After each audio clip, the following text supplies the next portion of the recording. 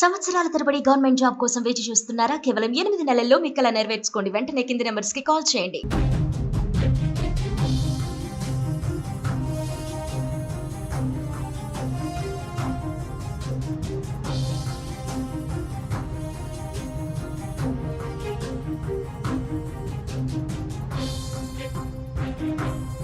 భారత్ పాకిస్తాన్ సరిహద్దుల్లో యుద్ధ మేఘాలు కమ్ముకున్నాయి. పాకిస్తాన్తో పాటు ఇటు భారత్ కూడా సరిహద్దుకు సైన్యాన్ని తరలిస్తుండడంతో అక్కడ వాతావరణం భీకర స్థితిలో ఉంది. అయితే పాకిస్తాన్ యుద్ధ సామాగ్రిని సరిహద్దుకు తరలించడమే కాదు, యుద్ధ విమానాల ద్వారా సరిహద్దులో ఉన్న ఉగ్ర శిబిరాలను ఖాళీ చేస్తున్నట్టుగా నేషనల్ మీడియా ద్వారా మనకు సమాచారం అందుతోంది.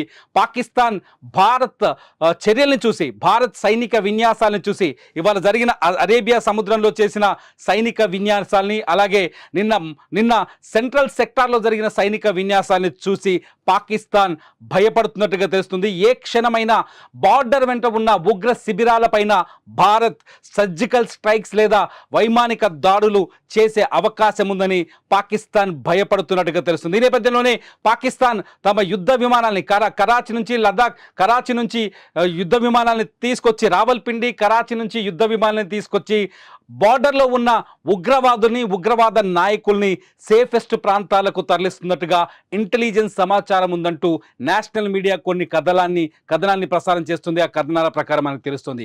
ఇప్పటికే లష్కరే తొయిబా నాయకుడు ఎవరైతే హఫీజ్ సయీద్ ఉన్నాడో, హఫీజ్ సయీద్ని నిన్న మోదీ పైన పాకిస్తాన్లో ఘాటైన వ్యాఖ్యలు, కీలకమైన విమర్శలు చేసిన తర్వాత హఫీజ్ సయీద్ ప్రాణాలకు ముప్పుందని పాకిస్తాన్ ఇంటెలిజెన్స్ హఫీజ్ సయీద్ని దాచిపెట్టినట్టుగా మన భారత ఇంటెలిజెన్స్ రిపోర్ట్స్ ఉన్నాయంటూ నేషనల్ మీడియా కొన్ని కథనాల్ని ప్రసారం చేసింది. ఈ నేపథ్యంలో హఫీజ్ సయీద్ని ఐఎస్ఐ పాకిస్తాన్లో అత్యంత సేఫెస్ట్ ప్రాంతంలో స్ట్రాంగ్ రూమ్లో, అతన్ని సురక్షిత స్ట్రాంగ్ రూమ్లో ప్రస్తుతానికి దాచిపెట్టినట్టుగా సమాచారం అందుతుంది. అంతేకాదు హఫీజ్ సయీద్తో ఎటువంటి చర్చలు కానీ ఎవరిని కలవనీయకుండా ఐఎస్ఐ తీవ్రమైన రూల్స్ అక్కడ అమలు చేస్తున్నట్టుగా సమాచారం అందుతుంది.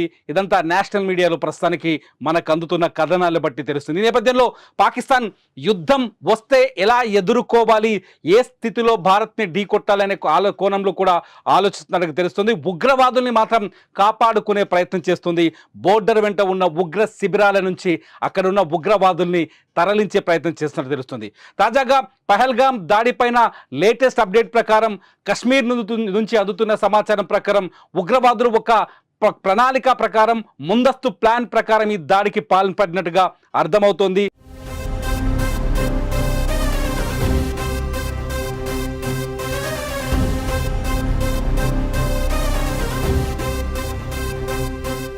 కొద్ది రోజుల క్రితమే పాక్ ఆక్రమిత కశ్మీర్లో హమాస్ నాయకులు ఎవరైతే ఇజ్రాయిల్లో విధ్వంసాన్ని, బీభత్సాన్ని సృష్టించిందో హమాస్ ముఠా ఉగ్రవాద సంస్థతో హఫీజ్ సయీద్కి సంబంధించిన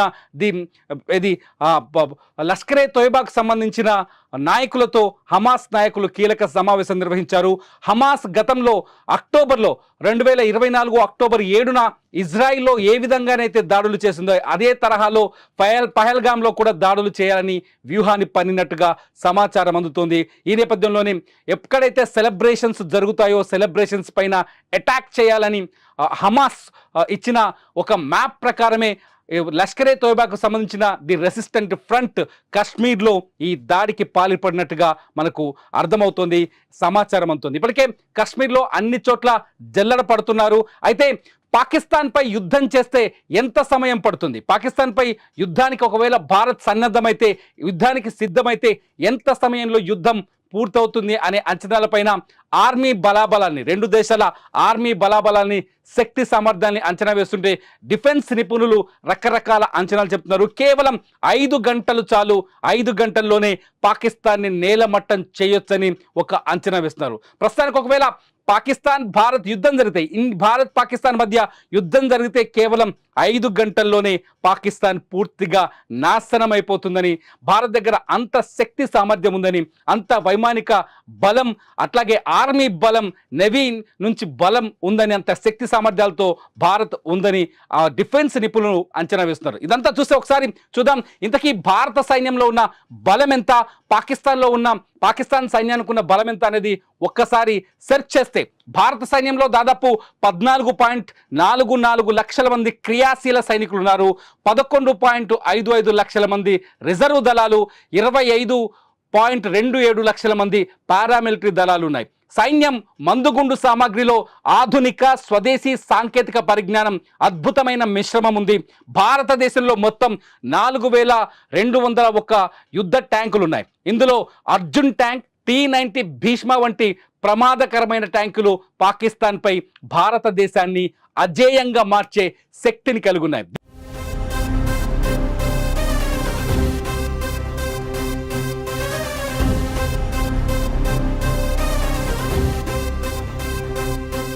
దీంతో పాటు భారత సైన్యం వద్ద పినాకా రాకెట్ వ్యవస్థ, బ్రహ్మాస్ క్షిపణులు, బోఫోర్స్, హువిట్టర్ తుపాకులు ఉన్నాయి. ఈ ఆయుధాలు శత్రువులను సులభంగా ఓడించగలగడంలో దిట్ట అని డిఫెన్స్ నిపుణులు అంచనా వేస్తున్నారు. దీంతో పాకిస్తాన్ పైన ఒకవేళ యుద్ధం జరిగితే భారత దగ్గర ఉన్న ఆర్మీ సంపత్తి, ఆయుధ సంపత్తి చాలు పాకిస్తాన్ కేవలం 5 గంటల్లోనే విధ్వంసం సృష్టించవచ్చు పాకిస్తాన్లోని ఒక అంచనా వేస్తారు. పాకిస్తాన్ సైన్యం గురించి మాట్లాడుకుంటే పాకిస్తాన్ దగ్గర ఉన్న సైన్యం ఎంత ఉందని ఒకసారి లెక్కలు తీస్తే ఇంటర్నెట్లో అందుబాటులో ఉన్న సమాచారాన్ని క్రోడీకరించి చూస్తే కేవలం 6,54,000 మంది క్రియాశీల సైనికులు మాత్రమే ఉన్నారు. వీళ్ళు ప్రస్తుతం ఆఫ్ఘనిస్తాన్, బలూచిస్తాన్ ఏరియాలో పనిచేస్తున్నారు. ఎప్పుడైతే పహల్గాం దాడిపైన భారత్ తీవ్రమైన వ్యాఖ్యలు చేసిందో, సింధు జలాల ఒప్పందాన్ని రద్దు చేసిందో, ఆ క్షణంలోనే ఆఫ్ఘనిస్తాన్ బార్డర్ నుంచి, బలూచిస్తాన్ బార్డర్ నుంచి సైనికులని కశ్మీర్ భారత్ పాక్ సరిహద్దుల్లోకి తరలించడం మొదలుపెట్టింది పాకిస్తాన్. దాదాపు 3,742 యుద్ధ ట్యాంకులు ఉన్నాయి పాకిస్తాన్ దగ్గర. 50,523 సాయుధ వాహనాలు, 752 స్వయంచోదక ఫిరంగి యూనిట్లు ఉన్నాయి పాకిస్తాన్ దగ్గర. ఇది కాకుండా 692 రాకెట్ లాంచర్లు కూడా ఉన్నాయి. వీటితో పాటు పాకిస్తాన్ దగ్గర 2,627 ట్యాంకులు ఉన్నట్టుగా సమాచారం అందుతుంది. ఇవి మొత్తం కలిపిన మన దగ్గర, భారత్ దగ్గర ఉన్న దాంట్లో సగం కూడా కాదు. భారత్ను ఎదుర్కోవడం పాకిస్తాన్ వల్ల కాదు అనేది డిఫెన్స్ నిపుణులు వేస్తున్న అంచనా. డిఫెన్స్ నిపుణుల మాట ప్రకారం, వాళ్ళ అంచనాల ప్రకారం కేవలం భారత్ పాకిస్తాన్తో 5 గంటలు పోరాటం చేస్తే యుద్ధం ముగిసిపోతుందని చెప్తున్నారు. అయితే గగనతలంలో భారత వైమానిక దళం మొత్తం ఎంత ఉందో ఒకసారి చూద్దాం. దాదాపు 2,229 విమానాలు కలిగి ఉంది భారత్. వీటిలో 600 యుద్ధ విమానాలు ఉన్నాయి, 831 సహాయక విమానాలు ఉన్నాయి, 899 హెలికాప్టర్లు, 50+ UAVలు ఉన్నాయి. వీటితో పాటు భారతదేశం అత్యంత ఆధునిక యుద్ధ విమానాలను కలిగి ఉంది. ఇందులో రాఫెల్ ఫైటర్ జెట్, అట్లాగే Sukhoi Su-30 MK, Mirage 2000, MiG-29 fighter జెట్లు ఉన్నాయి. ఇప్పటికే సర్జికల్ స్ట్రైక్స్లో ఈ యుద్ధ విమానాలు తమ సత్తాను చూపించాయి. పాకిస్తాన్కి భారత్ రుచేంటో, దెబ్బ ఎలా ఉంటుందో ఇప్పటికే చూపించాయి.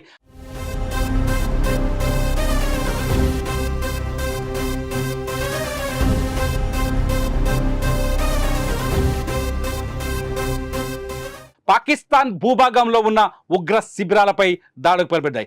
పాకిస్తాన్ వద్ద ఏమున్నాయని ఒకసారి ఆలోచిస్తే కేవలం 339 యుద్ధ విమానాలు మాత్రమే ఉన్నాయి. వాటిలో 322 ఫైటర్ జెట్లు, 64 రవాణా విమానాలు, 565 శిక్షణ విమానాలు, 373 హెలికాప్టర్లు ఉన్నాయి. వాటితో పాటు 57 దాడి చేసే హెలికాప్టర్లు, 4 వైమానిక ట్యాంకర్లు ఉన్నాయి. సో ఇక్కడ కూడా భారత్ వైమానిక దళమే బలంగా కనిపిస్తుంది. అందుకే డిఫెన్స్ నిపుణులు చాలా స్పష్టంగా చెప్తున్నారు, యుద్ధం వస్తే 5 గంటలు చాలు భారత్కి పాకిస్తాన్ని నాశనం చేయడానికి. కానీ ప్రస్తుతానికి బార్డర్లో ఉద్రిక్త పరిస్థితులు నెలకొన్నప్పటికీ కూడా పాకిస్తానే కవ్వింపు చర్యలకు పాల్పడుతుంది. పాకిస్తాన్ ఇవాళ ఉదయం కూడా పాకిస్తాన్ సైన్యం LOC చుట్టూ కాల్పులకు పాల్పడింది. వరుసగా పహల్గాం దాడి జరిగిన తర్వాత 3 రోజులు వరుసగా కవ్వింపు చర్యలకు పాల్పడుతుంది పాకిస్తాన్ సైన్యం. జమ్మూ కాశ్మీర్లో ఉన్న LOC చుట్టూ కాల్పులకు పాల్పడుతుంది. ఎప్పటికప్పుడు భారత సైన్యం వారికి ధీటుగా సమాధానం చెబుతున్నాయి. అయినప్పటికీ పాకిస్తాన్ కయ్యానికి కాలు దూతున్నట్టుగా పైకి పాకిస్తాన్ ప్రధానమంత్రి పహల్గాం దాడిపైన పారదర్శకమైన విచారణ జరగాలని మాటలు మాట్లాడుతున్నప్పటికీ లోపల మాత్రం పాకిస్తాన్ తన కుట్రపూరిత మనస్తత్వాన్ని బయటపెడుతోంది. పాక్ సైన్యం కూడా ఉగ్రవాదులకు సమానంగా ప్రవర్తిస్తున్నారు.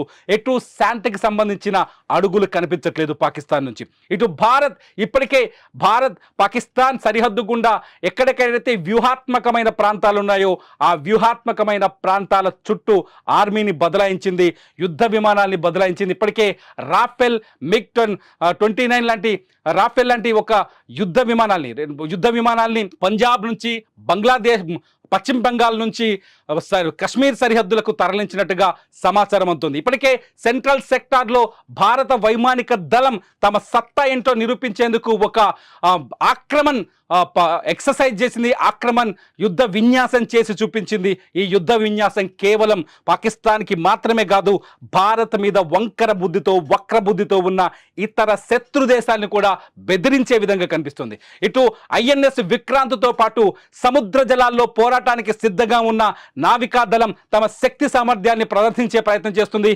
ఇవాళ అరేబియా సముద్రంలో నావికా దళం తమ దగ్గరున్న ఆయుధ సామాగ్రికి సంబంధించిన శక్తి ప్రదర్శనను చేసింది. దీంతో భారత నేవీ కూడా యుద్ధానికి సిద్ధంగా ఉన్నామంటూ పాకిస్తాన్కి హెచ్చరికలు జారీ చేసినట్టు కనిపిస్తుంది. మొత్తంగా చూస్తే ప్రధాని మోదీ కూడా ఇవాళ తన మన్ కీ బాత్లో చాలా స్పష్టంగా చెప్పారు, కశ్మీర్లో జరుగుతున్న అభివృద్ధిని తట్టుకోలేకే ఉగ్ర దాడికి పాల్పడింది పాకిస్తాన్. లష్కరే తోయిబా సాయంతో, ది రెసిస్టెంట్ ఫ్రంట్ సహాయంతో యుద్ధం చేసి భారత్లో విధ్వంసం సృష్టించే ప్రయత్నం చేసిందంటూ ప్రధాని మోదీ కూడా ఇవాళ తీవ్రమైన వ్యాఖ్యలు చేశారు. ఈ నేపథ్యంలో యుద్ధం వస్తే పాకిస్తాన్ పరిస్థితి ఏంటి అన్నది ఇప్పుడు ప్రపంచవ్యాప్తంగా చర్చ జరుగుతుంది. కేవలం నేషనల్ మీడియా మాత్రమే కాదు, ఇంటర్నేషనల్ మీడియా కూడా భారత్ పాకిస్తాన్ సరిహద్దుల గురించి, రెండు దేశాల్లో కొనసాగుతున్న ఉద్రిక్త పరిస్థితుల గురించి లైవ్ రిపోర్టింగ్ అందిస్తున్నాయి. కశ్మీర్లో ప్రస్తుతానికి అత్యంత ఉత్కంఠమైన వాతావరణం కనిపిస్తోంది. కశ్మీర్ ప్రజలు ఒకవైపు ఆందోళనలో ఉన్నారు, తమ ఉపాధికి తీవ్రమైన ఆటంకం కలిగిందని ఉగ్రదాడితో కశ్మీర్ అట్టుడికిపోతుంది. ఇటు ఆర్మీ కూడా ఎవరైతే ఉగ్రవాద కార్యకలాపాలకు దగ్గరగా ఉన్నారో వాళ్ళ ఇళ్లను టార్గెట్ చేస్తూ ఆర్మీ కూడా దాడులకు తెగబడుతోంది.